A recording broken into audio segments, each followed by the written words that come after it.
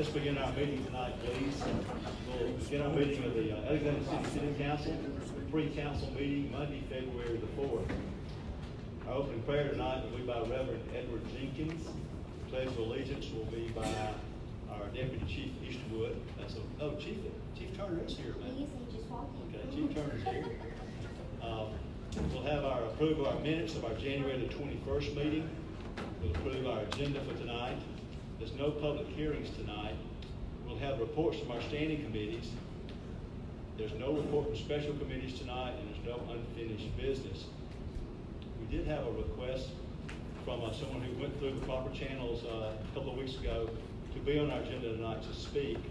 And we are putting a new process in place. This will be effective, I guess it's effective now, right, Amanda, where you really have to complete a form that specifies exactly what you'd like to speak to the council about, but anyone has the right to speak if they go through the proper procedure.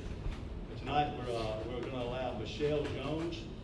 She'll come speak and for 3 minutes. Ask her to limit it, and Michelle, if you would, just try to pinpoint your. Because I know 3 minutes is not a long time, so. Right, that's right, good point. Good evening, Honorable Mayor, City Council, government officials, and citizens. First, I would like to thank you to the President of the Council, Tommy Spraggins, for letting me speak this evening. I'm also very grateful to Ed Oliver with the House of Representatives. I have been wanting the chance to speak for the last few meetings, and each time I went through the correct channels to do so, and at the last minute or the day of, my name would not be on the docket. I called this afternoon and was told that my name was not on the docket. The day after the last council meeting, I called to have my name placed on the docket for February 4th, and from that time until today, I have checked to make sure that my name was on the docket, and today I called and was told that my name was not on the docket, and that I must fill out a form in order to speak in front of the mayor and council. I have spoke 4 times to the City Hall since last meeting and today, and no one said anything about a form. So I have made 4 phone calls in doing so. During the last 4 times between the last council meeting and today, I spoke with City Hall again and was not told about a form. To say the least, it really has taken an act of Congress for me to speak tonight. I have been trying to speak for the last, 3 or 4 times and have been railroaded. I'm here tonight because my family and I, we live in one of the 8 duplexes behind the sales office, and the duplexes house not only my family but 7 other families, and they all include children. All of us would like to, all of us would still be in the dark had my mother not been watching on via Facebook Live one of the city council meetings, and she was saying on there, why is no one saying anything about the duplexes? Well, the next day, Jimmy Wakefield with the Outlook contacted her. He wrote an article about the duplexes, about the 8 families, and I believe that had my mother not commented or been watching the city council meeting, Mr. Wakefield and Mr. Wakefield not contacting my mother, the citizens of Alexander City would not know about these 8 duplexes behind the sales office and the big house on the hill is what I call it. But anyway, I don't know exactly how long the city has been interested in buying this 56-acre property, but I would assume it would have been within a year's time. If I was the city's representative, and as soon as this project or topic came into fruition and came across my desk, and I knew that the city would be interested in buying this property, the first thing I would do is personally go and knock on every door of the 8 families that live on this property and make them aware that the city is interested in buying this property, which includes these duplexes. I would have given them tangible information, and I would also give them the schedule of the next upcoming city council meetings that would be coming up, and I would invite them to all the city council meetings that included this topic of the sales office, the big house on the hill, and these duplexes. But that was not done. So anyway, that way we would have been able to give our opinions. We would have been given a voice. And in this case, as a city representative, if I was a city representative, and that, in my opinion, is how you're supposed to treat your citizens. Instead, my family, including the other 7 families, were not given any information about our duplexes being up for sale, and the city and buying the duplexes. But we were not given a chance to speak, meaning we were not given a chance to come up with opinions, have a voice, and mostly just being able to speak with our mayor and city council and come up with a possible viable solution that would make the city and our 8 families both happy. I am very disappointed in the leaders of our city because there could have been a viable solution. Now, first off, I want to say I have never been against them buying the sales office to combine several of our emergency personnel entities, because our emergency personnel should have the best, safe, secure, and clean building they should work out of.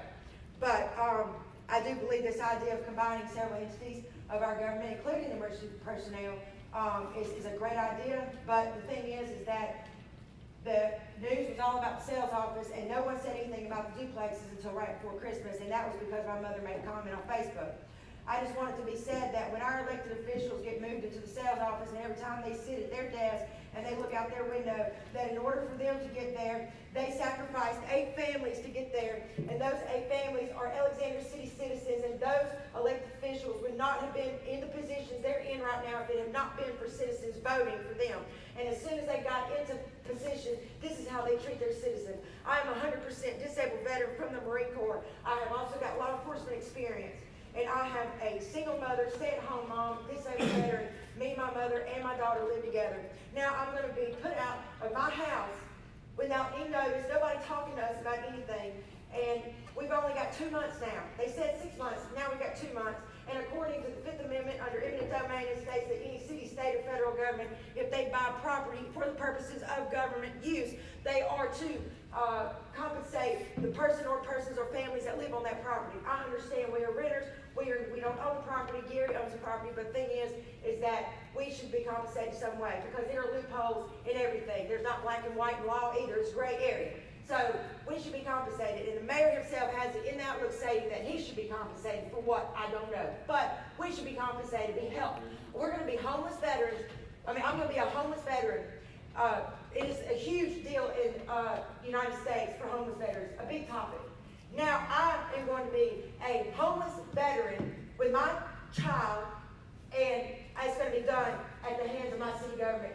I would have never have dreamed that this would be done at the hands of my city government, be a homeless veteran. But you know what? Things could have been done differently. If they had, when this came into fruition, I guess I'm saying about a year ago, I'm assuming, when this came into fruition, they should have included every single one of us in this topic because we live on that property.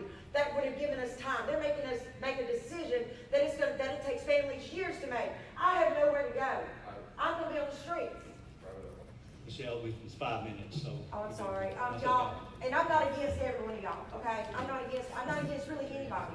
I'm a civilized person, and I just think that in any city, and leaders of the city, I believe leaders of the city should work with the citizens, and the citizens should work with the leaders, because that's how you have a good community. But the thing is the way this was handled with our families was not handled correctly. And I wanted that to be said 3-4 times ago, but I got railroaded every time to speak. And if there could have been a viable solution, I've got several viable solutions. We understand your position. We really do. Thank you for your communication tonight. Okay. And also, everyone, y'all please go on Facebook. I'm going to be posting a whole bunch of stuff, the viable solutions that I could come up with. And be on the news again. So if anybody can help, please help, because we're going to be homeless. And I'm going to be a homeless veteran. Thank you. Moving on to new business tonight. First item is a resolution to authorize the mayor to execute any and all documents to purchase property for future economic development. I'm going to ask Al to come up and give us an overview of this resolution. The thing is, all of you are aware, there's one section of the Russell property that remains to be cleaned up outside of the new number 1 property that Russell Lands is going to be cleaned up. There's one parcel left that is currently being cleaned up that is available for purchase. That would get the entire Russell complex cleaned up, which I think has been a big priority for the last couple of years. It would be 11.61 acres. It would be directly behind the main office, and then it would skip a parcel, and then it would be a couple of acres beyond. You'd skip the parcel, and then there'd be a couple of acres, and then there would be another half-acre parcel where the old school/church is currently being torn down. The purchase tonight would ensure that that cleanup would be finished, and that the entire Russell complex would then be clean, and that would be something that would be behind us, and I think we all would be very proud. One big factor too in it, Al, is that 100-foot right of way. Right. So we can build Central Boulevard and extend it all the way to Lee Street. That's kind of a long story. When Central Boulevard was first thought of as an idea, there was a lot of work done on that, and the right 3, which is the only phase that has not been done so far, that right-of-way was given to the city. That right-of-way had a 2-year clawback, and obviously this has been a lot longer than 2 years, so the clawback went into effect, and that property reverted back to the original owner, the owner who purchased it from Russell Corporation. So, this property that we are discussing purchasing tonight would include that right-of-way. That would put that issue to bed. It would be our right-of-way, and we would be able to complete Central Boulevard when the funds become available. Without that property, we would then have to negotiate for whoever the owner was at the time we decided to finish that road. It would have to be a separate purchase, and we have no idea who would own that property or what they would be asking for. So this is, in my opinion, the time to buy. And there's no transaction, no money changing hands until the property is clean to our That satisfaction. is the exact same idea we had with the 17 acres, and I think that worked out well. It was completely clean, and we took ownership of it and didn't pay for it until it was clean, and this is the same thing. There will be no check written until the city accepts it as clean, which means that we have the opportunity to look at it and decide whether or not we believe that it has gotten to that point yet. So it wouldn't be just, hey, I'm finished, give me my check. It'd be, hey, I'm finished, come inspect it. Yeah. And you decide. So, again, that's exactly how we've done it in the past, and I think that worked extremely well. How much longer do you think it will be before it's cleared? I know Mr. Granger's been working his tail off over there, so, Mr. Granger, 5 weeks? Shooting for maximum 60 days, probably, I'd say first of April, we should be close. I know it's a lot of work, Lloyd, it looks looking good. The time frame now involves a lot of crushing of the concrete and everything, which we are doing another way. Yeah. Any questions for Al? Can I say one thank you? Can I say one thank you to, I want to thank, Ed Oliver for giving me over to Al Jones, and Al Jones giving me over to Tommy Sprague's, because had that had not happened this evening, I would have not been able to speak. Sure. Just wanted to say thank you to them. Yeah, you're welcome. No other questions for Al on number 1? Okay, number 2 is a resolution in support of protecting local control over public streets and public assets, and call on Congress to reaffirm such local control by reversing the recent FCC action related to wireless facilities by enacting House Resolution 530. What this came about was an email that we all got, the council got back a couple of weeks ago from the Alabama League of Municipalities wanting our help. And they had an example of a resolution. That's what we've used tonight. This is what they told us in their note to us, that there are several initiatives taking place in Washington, D.C. to address the recent FCC rule taking away municipalities' authority for small cell tower placement and oversight. And one such proposal, H.R. 530, would overturn the FCC recent action. So they're encouraging us to adopt and use this resolution to supporting Congress to adopt this House Bill 530 and overturn the FCC rulings. That's what this is all about. Anybody have any questions on that? Item number 3 is a request to approve the Living History Cemetery Tour and art show event for Saturday, April 13th, 2019 by the Russell Medical Foundation and Act 2. And I'll ask Tammy Jackson and Betsy Eiler if they can come up and explain it to us. I read it, and it sounds exciting, interesting, something unique. We're very excited about it. Betsy and I hope to co-produce this event. As you know, this is the bicentennial of the state of Alabama. So we thought this was a great opportunity to bring some of the tourism to our city so that they can learn more about our city. So what it would do, this is how it would play out. At the Mill 280, we would have arts and crafts there. People could shop, they could have food vendors, and then you'd catch a shuttle, which is going to be provided by Arise. You buy a ticket to go to the city cemetery to take a tour where 12 to 15 graves have been identified, and those people would be brought to life by the actors from Act 2. So you could go through, take your walk through the city cemetery and hear first person the history of Alexander City and those people and the key roles that they played in the formation of our city. and then they will be taken back. So there wouldn't be any traffic at the city cemetery. We would we would be able to control the flow. So, anything to say? Now, Tammy, is it not an all-day affair? It is, it's only one day, it's on Saturday, April 13th is the day that, So you have multiple trips out to the cemetery?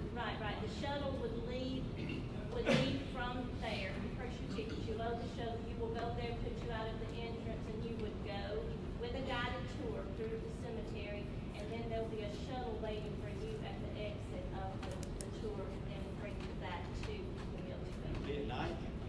That's what everybody asks. It's a little spooky when you go to the cemetery. Well, I think we'll start out during the day just because of our insurance. We want to make sure. But, if people like this, I think they will. Then, maybe it'd be something we could think of in the fall sometime to have maybe a fun one in the fall in the cemetery at night. But what we want, to ask your permission for, one, is to be able to have use of the city cemetery. And two is if you could waive the business license for the vendors that would come in. And three, if you could waive a special event fee for us, since this is a fundraiser. Nancy? We're working with Generous Support Television Publishers, who has lent their editorial staff of the newspaper and magazines to write scripts for historic characters from the beginning of Alexander City in the 1830s, when James Young established the Georgia store, and then going through the generations with different characters. They've done a great job in writing scripts. We worked with local historians who helped us to identify which characters, which historical figures might make good characters. We will position those characters at different places in the cemetery. Not all of the characters that we've identified are buried there, but they're important to the history of the area. So we would have other stations maybe along the road or between the grave sites where people would be located. In period costume, giving a 5 to 7 minute monologue that explains their part in the history and telling stories. Some of those characters include James Young,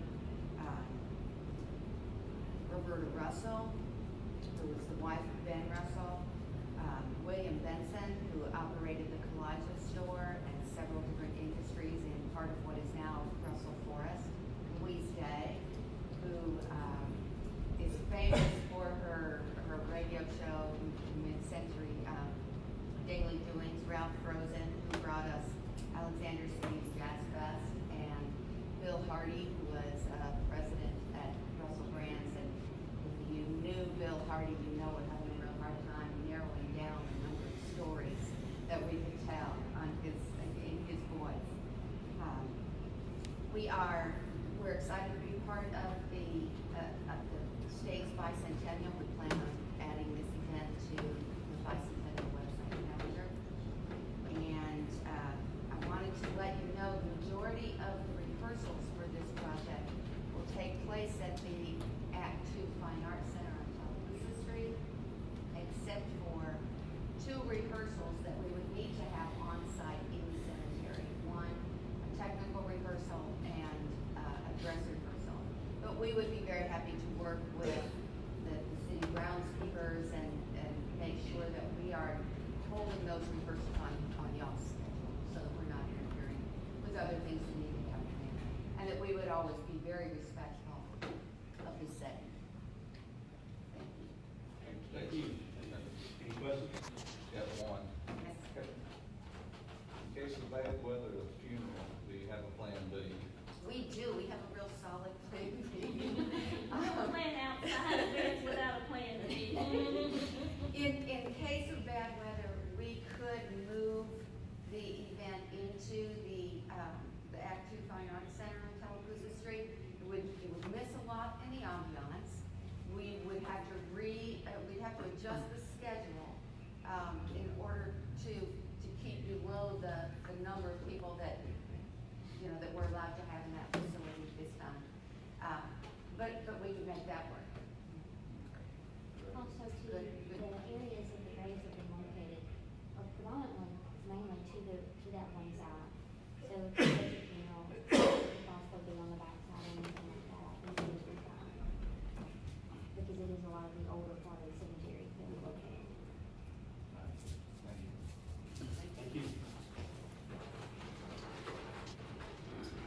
last item on the agenda tonight is an executive session. We've got a request from our city attorney talking about future economic development, and we'll do that.